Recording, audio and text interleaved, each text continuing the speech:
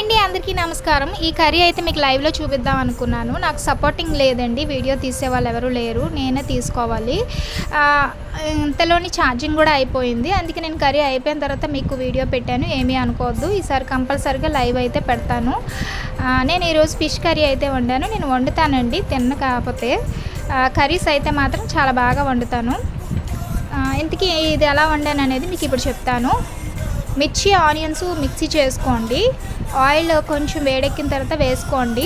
అందులోనే కొబ్బరికాయ ఉంటే కొబ్బరికాయ కూడా పేస్ట్ చేసి వేసుకోండి. తర్వాత కొంచెం ఫ్రై అయిన తర్వాత టమాటా పేస్ట్ వేసుకోండి. అది కూడా కొంచెం మగ్గనిచ్చిన తర్వాత ఫిషెస్ వేసుకోండి. ఫిష్ వేసిన తర్వాత మాత్రం ఆ గ్రేవీ అంతా దానికి పట్టాలి కాబట్టి ఒక 5 మినిట్స్ అయితే అలాగా స్టవ్ మీద ఉంచండి. తర్వాత కొంచెం వాటర్ వేసుకోండి. అది అలా దగ్గరికి ఆ ఫిష్కి పట్టేంత వరకు ఉంచండి. దగ్గరికి అయిన తర్వాత మూత తీసి చూస్తే వావ్, చూసారు కదా, కర్రీ అయితే చాలా బాగుంది. నేనైతే తిన్నగాని దాని పేస్ట్ చూసి చెప్పగలను అది ఎలాగుందన్నది. కర్రీ అయితే ఈరోజు చాలా బాగా వచ్చిందండి.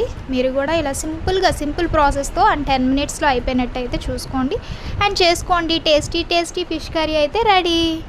Thank you all of you. Bye.